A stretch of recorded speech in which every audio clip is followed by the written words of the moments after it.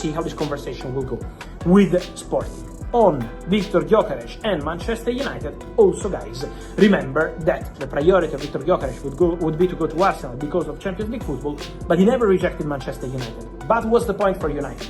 The price is really important for them, because now, as of today, their focus is on closing the Bryan Mbeumo deal as soon as possible. Man United are in the process for that, and then in terms of budget, it's going to be important to understand how much they can spend on the striker, because it's also going to be important to understand what happens with Sancho, Rashford, Garnacho. All these players have to go, and so for Man United to understand how much they will get from these players, Antony too is going to be crucial to understand the budget for the striker. Because Rashford could end up after his little stay at Aston Villa on loan last season, but of course that ship has sailed.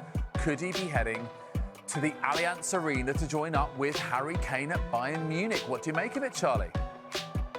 Well, you know, I think Rashford, you know, his heart has been set on a move to Barcelona, but I think if he ended up at Bayern Munich, he wouldn't be complaining. I mean, Harry Kane had one Englishman with him last season when he won the title, Eric Dyer. He's moved on to Monaco now, so maybe Rashford, you know, Bayern's sporting director, they've compiled a list. I don't think Rashford's at the top, if you're being honest, but they're definitely looking at him. He is an option. Luis Diaz is on that list as well. But, you know, if you're Bayern and you're in the market for a wide man, which they clearly are, as Leroy Sané's left the club, Rashford may be, but, you know, United want £40 million for him, which is a lot of money. Maybe it could be another loan deal. I don't think United want that. But, yeah, Marcus Rashford pulling on the Bayern shirt, in the same team as Harry Kane would be a fascinating prospect. It certainly would be, and of course another little ironic touch to this story, Martin, I'm sure it hasn't escaped your attention, is that if he were to join Bayern Munich, it would be a former Manchester United playing for a former Manchester City captain. In Vincent Kompany is of course head coach there now.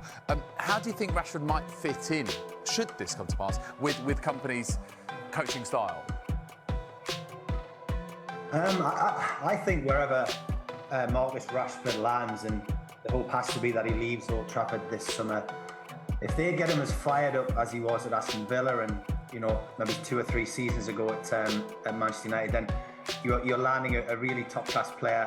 The challenge of the Bundesliga, I'm sure, would be something that would appeal to him if, as is starting with the case, that Barcelona might be an unlikely exit for him. The clock may tick down on this one, because if Manchester United can't receive the £40 million that they want, then you might be looking at a situation there where Charlie's mentioned there that they have to get him off their books, and therefore the loan deal, if a buying club or a loan club like Bayern Munich are keen to pay that salary, then that's a lot of money, £350,000 a week that disappears from Manchester United's wage bill. So I think that would appeal. In playing terms, like I've been on before and I've said, I've always liked the idea of somebody taking a long punt on Marcus Rashford as a centre forward. That won't happen if he's going to a club where Harry Kane is. But playing wide, he still remains a very exciting player. The Allianz Arena might just be the stage to get the best out of him. There are still good years left in Marcus Rashford, and if he was to move to Germany, that would be an intriguing transfer and something for Thomas Tuchel to watch and hopefully see the best of that player emerge from.